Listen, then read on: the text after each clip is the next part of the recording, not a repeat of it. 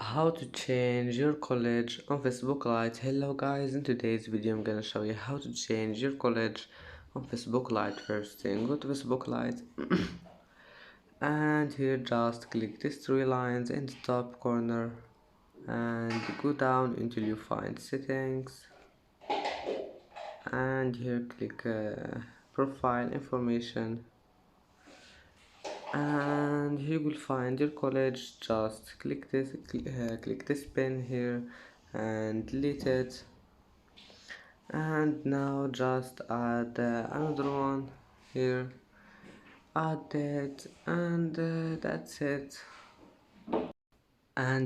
it for today's video. If you like this video, please don't forget to like and don't forget to subscribe, and thank you for watching this video until the end, and now see you in the next video.